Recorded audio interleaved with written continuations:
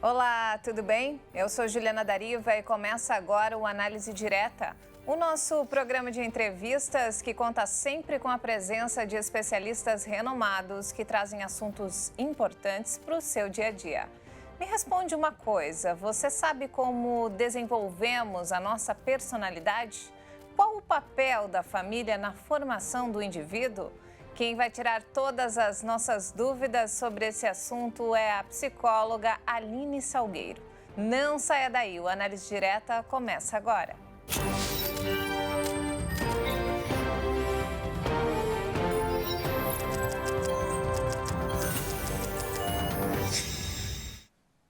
Seja muito bem-vindo ao Análise Direta. Hoje nós recebemos nos nossos estúdios em São Paulo a psicóloga Aline Salgueiro, que vai falar sobre o que determina a personalidade de uma pessoa. Aline, muito obrigada pela presença, seja bem-vinda. Obrigada, Ju, muito obrigada. Aline, conta pra gente como a personalidade de uma pessoa é desenvolvida. Ju, a gente vai começar falando o que é a personalidade, né? Então, para o pessoal de casa ir se familiarizando, inclusive, com o termo, personalidade é o seu jeito único de ser. Só você tem a sua, ninguém mais consegue ter uma personalidade igual à sua. Então, é algo muito próprio.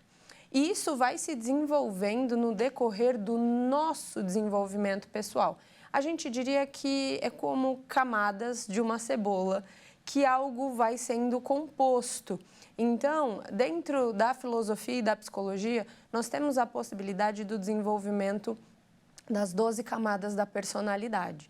E aí, nesse processo, quando a gente desenvolve uma, depois vamos para a segunda, a gente não elimina a primeira, muito pelo contrário. Uma vai se contrapondo à outra, vai se somando à outra. E aí, dentro desse contexto, a gente tem, no profundo da nossa personalidade, nós temos o nosso temperamento, que nós já nascemos com ele. Sobretudo, ninguém é escravo de temperamento, eu sempre digo. Graças ao nosso poder intelectual que nós recebemos, a gente pode também dominar o nosso temperamento. Mas, dentro disso, depois vem o nosso caráter e coroa-se pela nossa personalidade, que é o nosso jeito de manejar tudo isso, de manejar o temperamento. Por exemplo, uma pessoa mais extrovertida nem todas as pessoas que são extrovertidas são iguais, fazem isso da mesma forma, muito pelo contrário. Cada uma vai fazer a sua maneira. Isso é personalidade, percebe? Ela é criada através da soma das nossas vivências? Ela é criada através da soma das nossas vivências, porém, existe também a nossa herança genética que contribui para isso. Então, a primeira camada da personalidade é a formação do nosso corpo, da nossa matéria mesmo, que começa dentro do útero, ok? Em seguida, temos a nossa segunda camada. A segunda camada é já a parte das nossas vontades. Na verdade, quando a gente começa a criar um pouquinho de consciência. Quando ali, mesmo enquanto bebê, ele já começa a pegar as coisas, ele começa a perceber que, nossa, isso é áspero, isso é liso, essa textura eu gosto, essa não tanto. Esse sabor me parece bom. Esse nem tanto. Essa é a segunda camada. A terceira camada é a camada da aprendizagem, que é ali por volta dos 3, 4 anos, um pouquinho até, né? Os 2 anos e meio, 3, que é quando o bebê olha e ele já sabe que isso é um copo, ele já sabe identificar algumas coisas e ele já vai interagindo mais com o mundo. Então, ele vai aprendendo, ele vai desenvolvendo essa habilidade. Porque até então, até ali a segunda camada, o bebê o que ele faz? Tá com fome, chora, tá incomodado, grita, ele vai apenas dando os seus sinais vitais de fome, sono, necessidades fisiológicas e assim por diante. Agora, na terceira, ele vai elaborando um pouco mais isso. né? Ele já é, inclusive quando aquela fase que todo mundo acha muito gostoso do bebê, que ele já interage mais, ele já identifica as pessoas e assim por diante. E qual o papel dos pais no desenvolvimento das crianças, principalmente nessa fase, né, tão precoce? É fundamental, porque a gente costuma dizer que os pais, eles precisam ser a margem para esse desenvolvimento, porque senão é como um rio sem fronteiras e sai por aí inundando tudo. Então, os pais precisam orientar, os pais precisam, inclusive nesse processo de desenvolvimento, educar à vontade. Porque no fundo, Ju, quando a gente fala de personalidade, tem algo que nos guia, que é a nossa vontade. E essa vontade, ela precisa ser educada. De que maneira? Através das virtudes, dos princípios e dos valores. É assim que vai conduzindo. E ambientes e companhias, eles acabam influenciando direta ou indiretamente o desenvolvimento da nossa personalidade? Eles vão influenciar, principalmente dependendo da maneira que os pais conduzem isso. Porque os pais, eles precisam entender o poder deles, inclusive, diante de um ser humano, diante da criação dos seus filhos. E nesse processo, o meio, ele vai influenciar, principalmente na fase infantil, conforme a atuação dos pais. Então, por exemplo, se a gente tem pais que deixam os filhos mais soltos, que a ponto dos avós terem muita influência sobre os netos, os tios terem muita influência sobre os sobrinhos, isso vai ficando muito solto, entende? Por quê? Porque qual regra vale? Na educação da vontade, por exemplo, na hora de comer um chocolate, qual é a regra? Existe uma regra para isso? O doce é sempre depois do almoço ou não? A qualquer momento se pode comer doce. Sempre a gente brinca muito, né? A questão da avó, a casa da avó. Como que funciona isso? Que tudo pode na casa da avó, né? Então, normalmente, casa de vó, tudo pode. Agora, os pais precisam conduzir, tem um papel importantíssimo. Mas e aí, como fazer? Então, se eu dou uma regra para minha filha, por exemplo, não pode doce depois do almoço. Mas na casa da avó dela, acontece o doce depois do almoço. E aí, eu vou proibi-la de ir na casa da avó? Não, porque esse é um convívio muito importante, inclusive para a formação desse indivíduo. A gente precisa ter claro que a regra em casa é essa.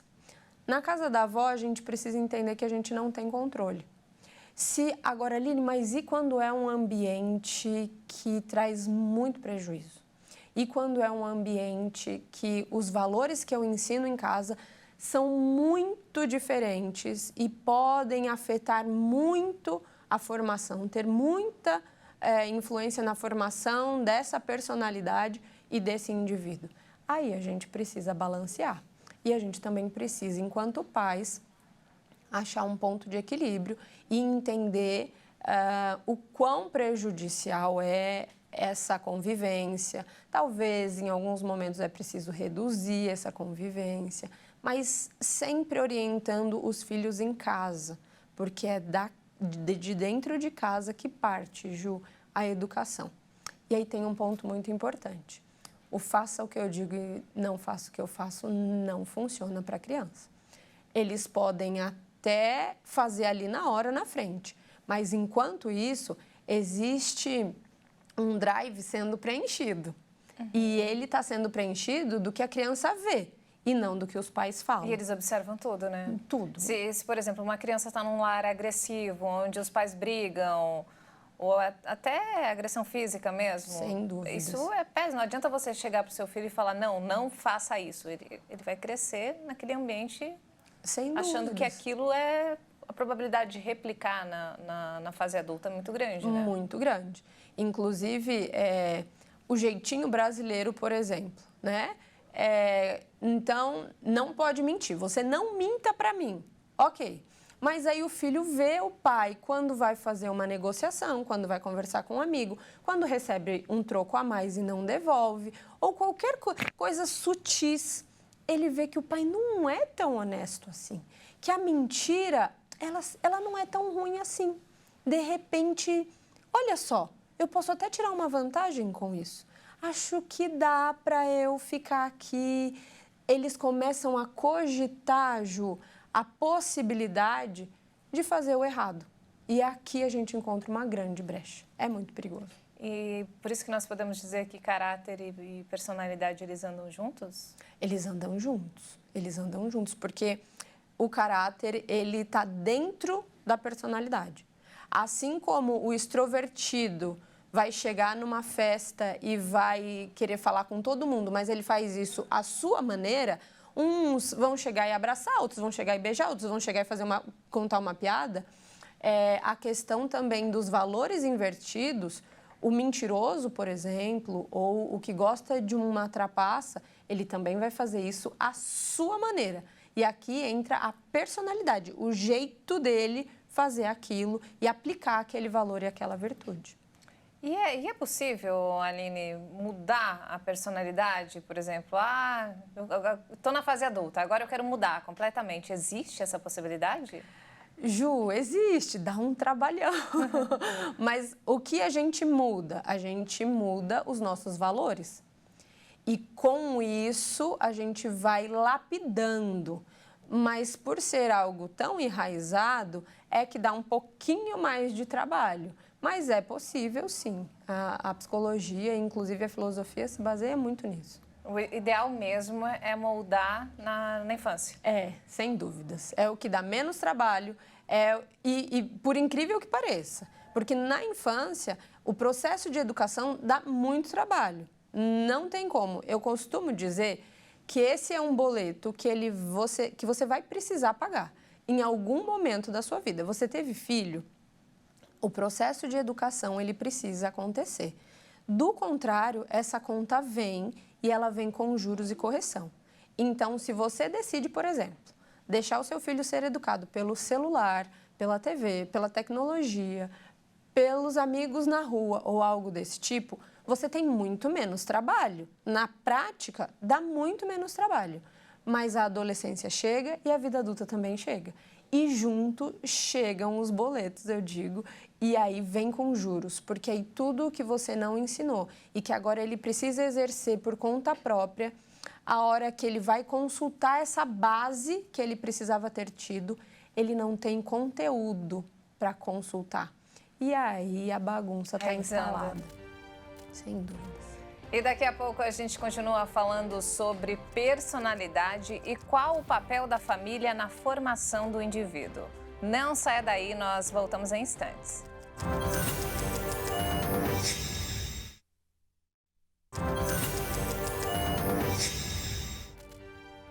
O Análise Direta está de volta e o nosso bate-papo de hoje é com a psicóloga Aline Salgueiro, que está falando sobre a personalidade que é criada através das experiências que acontecem ao longo da nossa vida.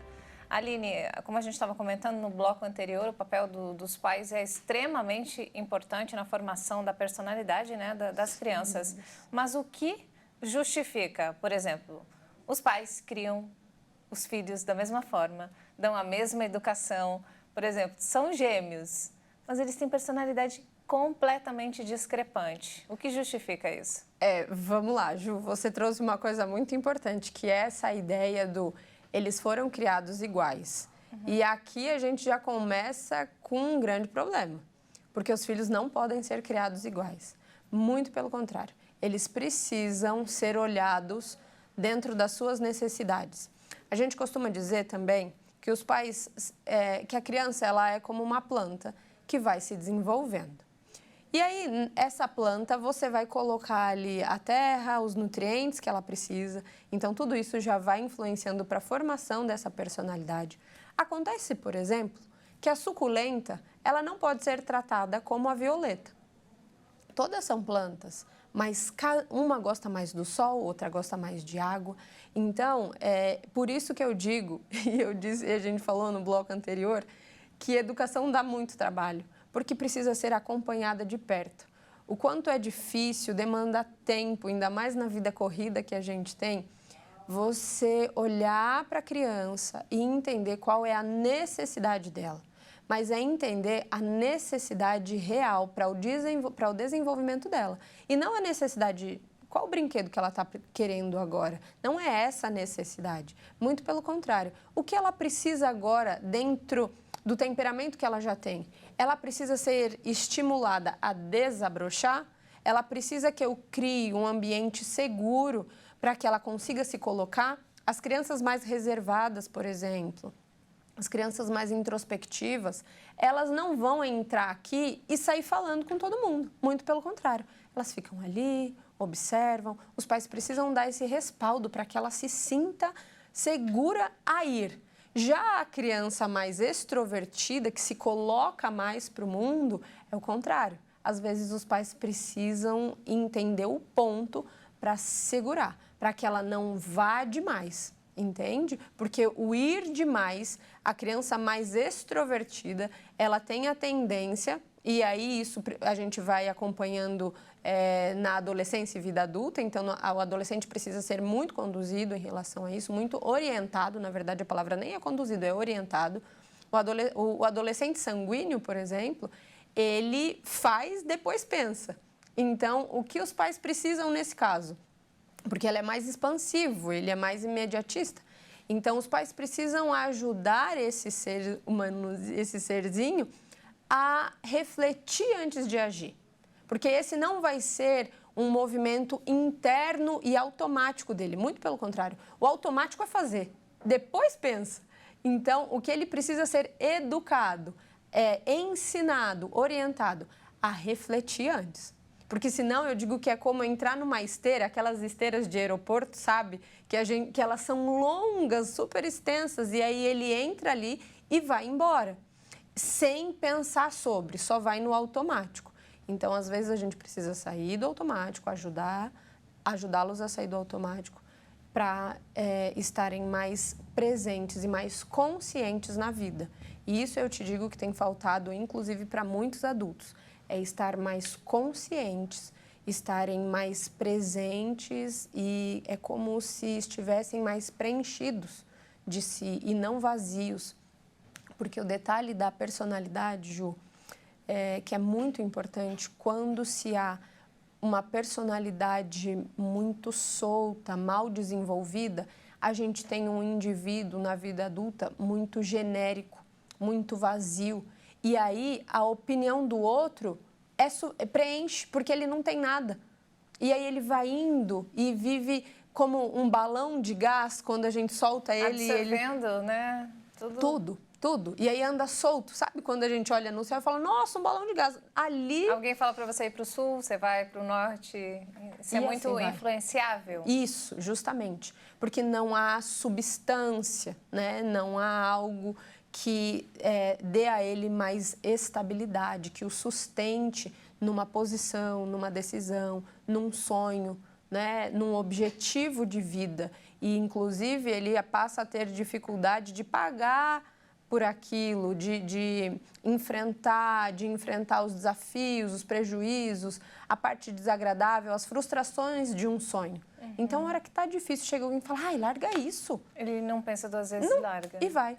E Aline, qual o papel das escolas na construção dessa personalidade? Porque, tendo em vista que as crianças hoje, elas passam grande parte do dia dentro das escolas. Então, já que os pais têm essa influência, as escolas também devem ter, né? De alguma forma tem, principalmente pelo tempo que ali é passado. Uhum. Sobretudo, a gente precisa cuidar muito para que essa responsabilidade não seja transferida, porque o papel de educação é dos pais, o papel de alfabetização é da escola.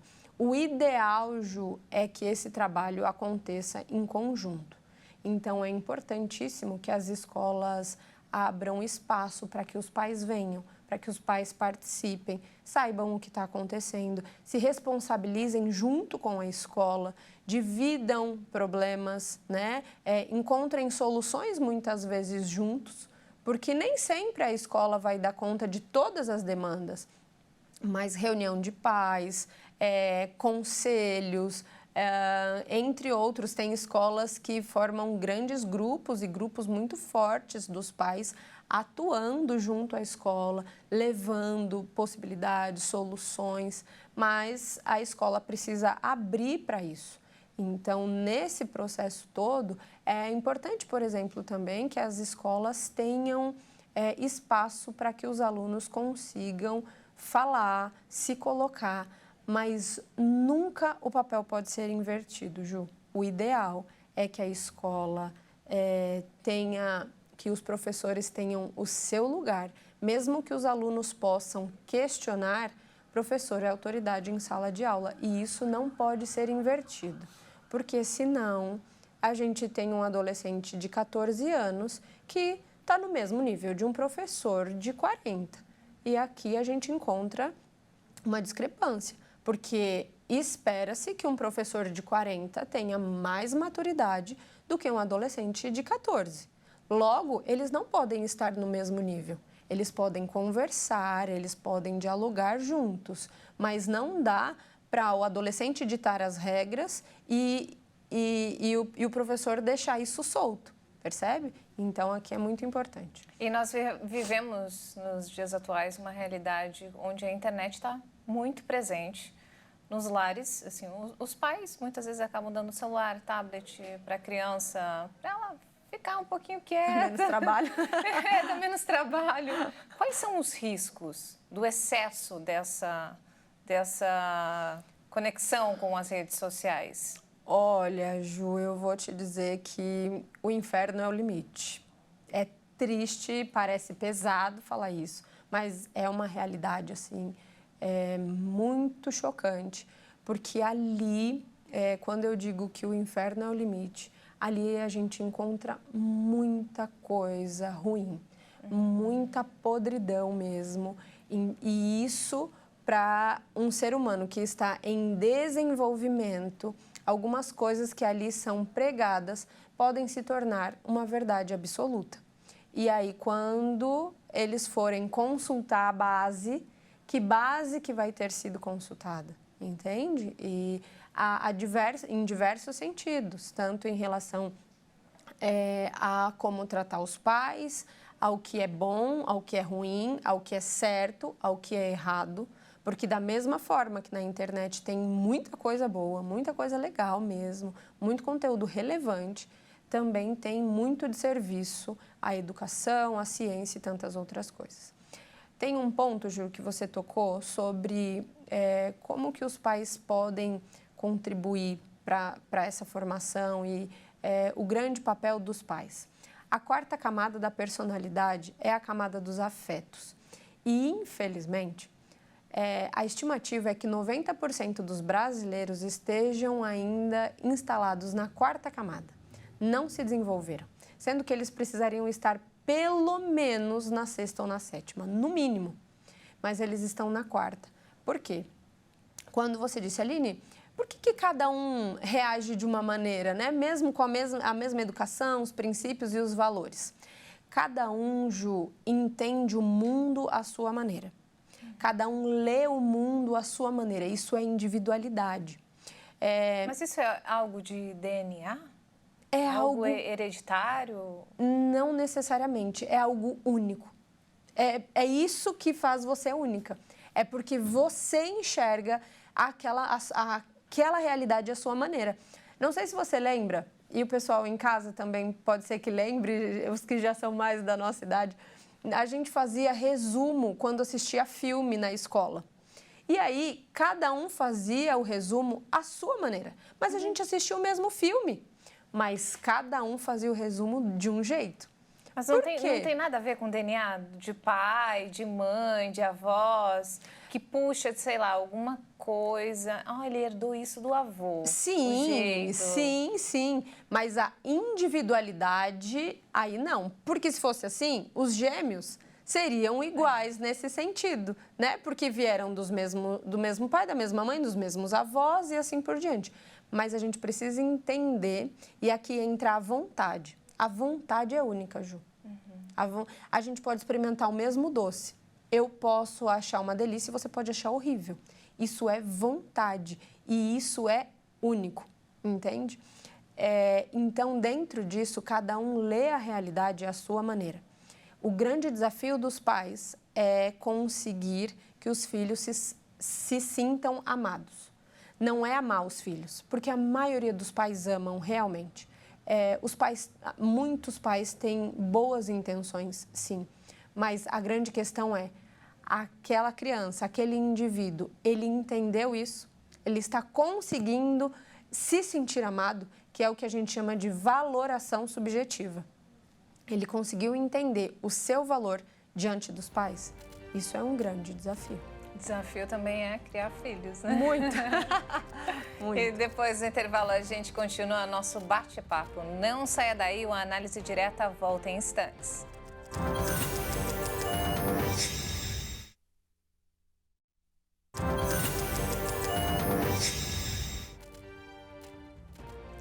E nós estamos de volta com o programa Análise Direta e antes do intervalo, a psicóloga Aline Salgueiro falava sobre a importância da criança se sentir amada pelos pais na hora da construção da personalidade. Aline, é verdade que a criança forma o caráter, desenvolve o caráter até os 7 anos de idade? É até essa fase onde esse caráter é consolidado. Então, é uma fase muito crucial na vida desse indivíduo, porque como nós falamos um pouquinho da vontade, a vontade é algo que a gente vai lidando, vai tendo que se relacionar com ela no decorrer da vida toda. Mas o que direciona, o que conduz essa vontade, né, Ju? Então, se eu estou com vontade, por exemplo, de tirar uma vantagem em algo, por que eu não faço? Por que eu não dou vazão a essa minha vontade? Porque tem um valor, uma virtude que me foi ensinada, que para mim é forte, é enraizada e me diz que aquilo é imoral, é ilegal e não deve ser feito. Então, da mesma forma que a hora que eu passo e vejo alguém precisando de ajuda, alguém que agoniza ou qualquer coisa desse tipo, eu também não passo reto. Aquilo não é indiferente para mim, porque um dia me foi ensinado a bondade, a compaixão, a benevolência, o perdão. E aí eu volto, eu dou a mão, eu relevo determinadas coisas, entende? E isso é o fio condutor da nossa vontade. Por isso, a grande importância de nós desenvolvermos nos nossos filhos e mesmo em nós boas virtudes e valores. Inclusive, Ju, ninguém é escravo de uma infância mal desenvolvida. Dá trabalho na vida adulta? Dá trabalho, mas é possível. A gente pode, através de boas experiências, boas leituras, bons relacionamentos, bons ambientes, correr atrás do prejuízo. Isso é muito possível. E qual o maior desafio dos pais? Porque as crianças observam muito a atitude dos pais. Tudo bem, eu sou uma pessoa correta, eu faço as coisas certas o tempo todo, meu filho vai observar. Mas, além disso, ele tem um impacto externo. Tem que ter muita conversa? Como que tem que ser o dia a dia com essa criança? Tem que ter muita conversa, precisa de muito diálogo. Eles precisam confiar nos pais. Então, esse é um grande desafio. Achar o equilíbrio. Eu acho que, na verdade, o maior desafio de tudo isso, Ju, é encontrar o equilíbrio. Não ser nem muito radical e nem permissivo. Então, encontrar esse contraponto é um grande desafio, entendendo, inclusive, que a gente vai errar. E por que é importante a gente entender que vai errar? Porque é uma realidade, ela está posta, não existem pais perfeitos. Só que o que eu faço com isso? Entende? Eu cogitar que eu erro e ter responsabilidade diante disso, né? Não é, eu erro mesmo, não é banalizar o erro. Muito pelo contrário, é ser responsável com isso, entender a minha limitação, para que eu possa, inclusive, correr atrás do meu prejuízo. E não fique ali também, ó mundo, ó vida, ó céus, como eu sou uma péssima mãe, um péssimo pai. Não, no tempo que você está ali se lamentando, corre atrás e conserta. Pede desculpa se for possível, retoma, assume que errou e ensina, realinha as coisas e ensina o correto. E qual o risco para a formação de um indivíduo que, por exemplo, ele ganha tudo muito fácil? Existe, hoje em dia, por exemplo, tem mãe solo que, para suprir a falta, ou vice-versa, pai solo, para suprir a falta de um dos lados, ele compra tudo que a criança quer. Se fizer birra, então, aí que ganha o mundo. Qual o impacto na formação desse indivíduo? É péssimo. É destruir o seu filho. Parece pouco, mas não é. E isso, Ju, eu vou até te dizer que não acontece só com pais separados. Muito pelo contrário.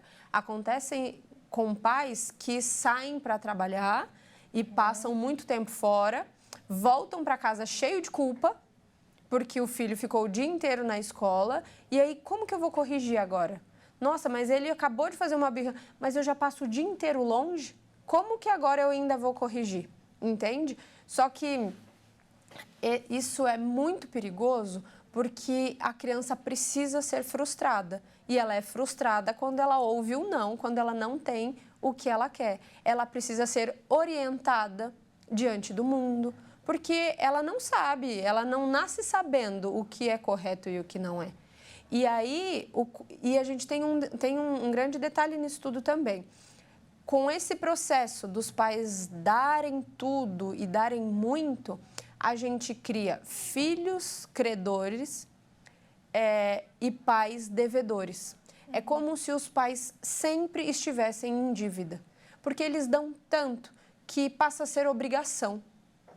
E eles sentem essa obrigação do mundo, no e geral. Justamente isso. Porque se entrar, por exemplo, no mercado de trabalho, vai ter muita dificuldade, né? Muita. Nada é fácil. Só que, tipo, a vida sempre foi muito fácil. No primeiro não, a possibilidade dessa pessoa cair é muito grande, não é? Muito, muito.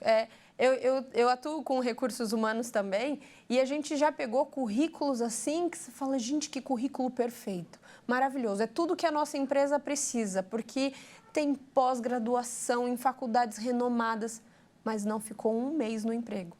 Por quê? Porque ele jura que a empresa deve coisas que, na verdade, ela não deve. A empresa é quem tem que servir esse indivíduo. Não é ele que precisa entrar nas normas da empresa. Afinal de contas, ele foi criado como um pequeno rei. E isso, Ju, eu vou te dizer, não tem a ver com classe social. Muito pelo contrário. Isso acontece em todas as classes sociais, via de regra. E aí ele vai para a vida, aí todo mundo deve tudo para ele. Porque essa é a ideia que ele construiu, essa é a realidade que ele conhece, inclusive. E ele não é um tirano, ele não faz isso por uma grande maldade. Não, é porque essa é a realidade posta para ele. Ele foi educado para isso. Percebe o peso da educação? Ele foi educado para isso. Todo mundo, a realidade que ele conhece, uma realidade absoluta, é que todo mundo tem que servi-lo. Logo, como assim eu cheguei aqui e não estou sendo servido? E aí, porque é frustrante você não ter tudo que você quer. É frustrante, muitas vezes, a gente se submeter. Claro que é para mim, é para você, é para todos nós.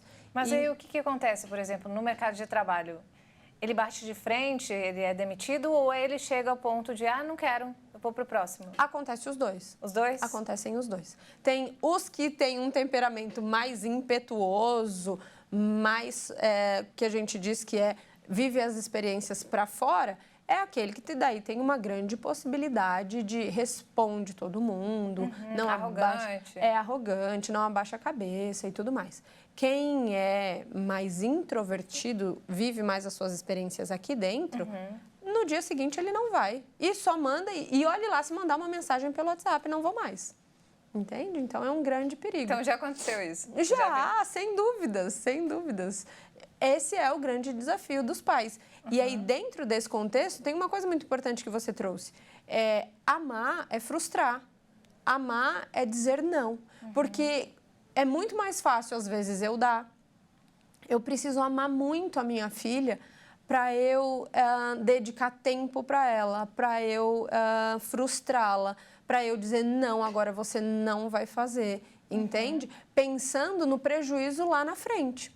Então, agradar não é sinal de amor. Muitas vezes é um ato mais egóico, porque a gente, na verdade, está alimentando a nossa culpa, querendo aliviar a nossa culpa por algo que acha que está devendo para os filhos, e aí eu dou, entende? Então é um grande perigo. Por isso que... E aí por isso a gente tem também indivíduos instalados na quarta camada, porque aí eles não se sentem amados com isso. Filho não se sente amado com tudo que recebe, muito pelo contrário. Se torna meio que obrigação quando você ganha tudo, né? Sim. E além de tudo, eles têm a sensação de que meu pai não se importa. Ele não se importa com o que eu faço de errado. Ele não... E não é. Os pais estão ali na ânsia de agradar, de amar, de se fazer presente. E o filho, na verdade, o que ele precisa internamente para o seu desenvolvimento psíquico é ser frustrado. E aí essa mensagem fica bagunçada, fica truncada.